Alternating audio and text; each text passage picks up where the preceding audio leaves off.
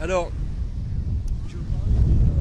je vais vous parler pardon, des algues sargasses, parce qu'on a beaucoup de messages alarmants de touristes ou de futurs touristes, de personnes qui veulent arriver et qui s'inquiètent de la présence des sargasses dans la Caraïbe en général et surtout en Sud-Floride en particulier.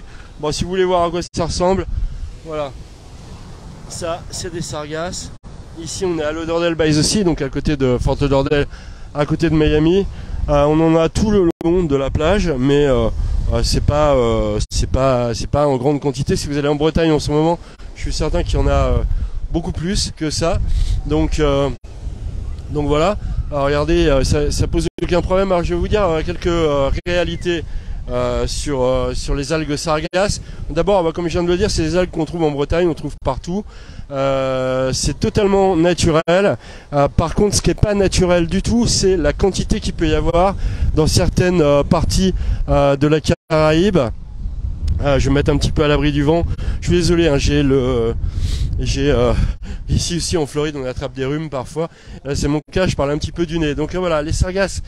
Depuis l'année 2011, donc ça fait déjà 12 ans, ça pose un énorme problème dans les Antilles françaises. Et ça a commencé surtout dans les Antilles et dans les Antilles françaises, dans les petites Antilles. Puis ça a gagné les grandes Antilles. Et en fait, il y a une prolifération qui se crée d'abord à l'embouchure du fleuve Amazone en raison du nombre de nitrates qui sont en plus grande quantité déversés par les fermes et les coupeurs d'arbres le long du fleuve Amazone au Brésil. Donc les sargasses se forment en plus grande quantité qu'avant. Elles se reproduisent encore plus. À mesure, regardez, c'est sympa ici quand même, malgré les quelques sargasses. Elles se reproduisent un petit peu plus en raison de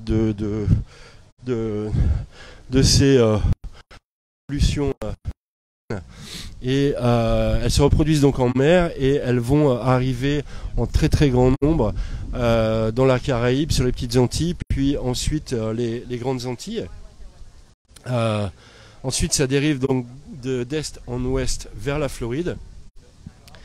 Et puis ça rentre en très grande quantité dans le golfe du Mexique pour aller toucher la côte mexicaine, la Riviera Maya au Mexique. Donc Cancun, Playa del Carmen, Tulum. Ensuite ça va pas beaucoup plus loin, généralement ça peut remonter vers le Texas un petit peu, mais ça s'arrête généralement au Mexique, on ne peut pas aller plus loin, quoi. Il n'y a plus de courant puisque c'est de la terre. Donc voilà, on a beaucoup de craintes parce que il y a eu des émissions télévision, par exemple BFM on a parlé en France. Donc on a des craintes sur à la fois ce que ça peut faire aux humains et puis sur la qualité des plages en Floride. Donc nous généralement ça pose un problème depuis quelques années, pendant l'été, souvent au mois de juillet, dans la région des Keys, des îles Keys et un petit peu de Miami. Donc je préviens déjà, comme ça va d'est en ouest, ça s'arrête sur les plages qui sont orientées vers l'Atlantique, vers l'est. Et pas les plages qui sont orientées vers l'ouest. Donc déjà, les personnes qui vont être ici vont pouvoir faire un choix. Moi, j'ai regardé tout Miami-Dade et du comté de Broward. J'ai pas vu spécifiquement alors, en fait, j'ai rien vu, quoi, hein, pour être clair. Maintenant, après, ça dépend des jours aussi, hein. Ici, les sargasses se posent ici, mais l'Atlantique, il y a des très forts courants, donc ça peut être balayé très rapidement. Les services municipaux peuvent aussi enlever les sargasses. Donc voilà. Par contre, on a eu déjà des messages très alarmants de touristes qui sont dans les Keys. Il y a eu un peu du bashing aussi, j'ai pu constater. Des gens qui disent les Français se plaignent tout le temps. Les algues, c'est naturel. Ouais, c'est naturel, mais pas dans cette quantité-là, je vous assure. C'est pas non plus spécifiquement dangereux pour la santé. C'est dangereux quand c'est en très grande quantité et en décomposition, mais à ce moment-là, je vous assure, vous allez le sentir et vous n'allez pas approcher à 200 mètres. Moi, ça m'est arrivé de tomber sur cette situation-là à Tulum, au Mexique, pas du tout ici, hein, où là vraiment on n'approche pas à 200 mètres de la plage, donc il n'y a vraiment pas de raison de se faire intoxiquer par les gaz et tout ça. Vous vous approchez pas, ça sent mauvais à cause de la décomposition au soleil. Donc voilà, la situation tous les étés en Sud Floride, ça a été que pendant quelques jours, pendant une petite semaine, on a eu un problème avec des gens qui se plaignaient des odeurs. Là, en plus, quand elle se décompose, il y en a plein dans la mer, donc ça enlève les belles couleurs bleues de la mer. Et ça les remplace par une teinte jaunâtre. Alors vous imaginez, pour les selfies, les touristes ne sont pas très très contents. Donc voilà, c'est arrivé en juillet, quelques jours.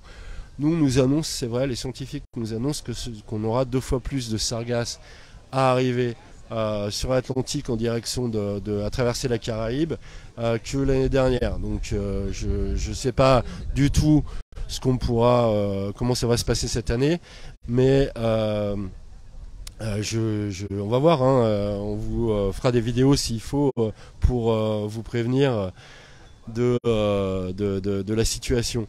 Vérifiez sur les blogs, je sais qu'il y a un site internet, un groupe Facebook qui s'appelle Sargassum Monitorum qui permet de répertorier tous les endroits avec des photos de tous les endroits où il y a des sargasses.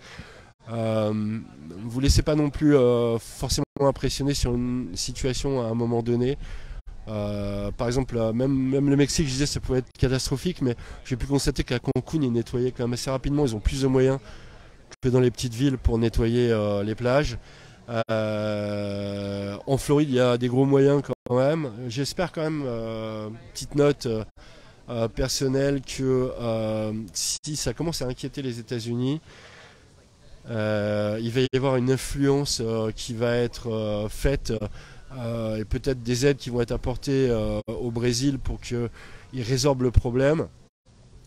Parce qu'apparemment les petites Antilles toutes seules, c'était pas suffisant pour être influent, les grandes Antilles non plus, le Mexique non plus. Si ça commence à déranger les États-Unis, on peut espérer peut-être que les fermiers du Brésil vont être menacés ou aidés, ou les deux, pour que le problème s'arrête. Sinon toute la Caraïbe va être dans un état lamentable. De plus, ça va empirer d'année en année. Les scientifiques parlent de ce qu'ils appellent la ceinture des sargasses. Elle fait 2 fois la taille des États-Unis en largeur. Donc c'est ce qui nous arrive. Encore une fois, hein, ça n'arrive pas forcément tout ici sur la Floride. Les déconvenus, donc, c'était plutôt sur les Keys et un petit peu sur Miami.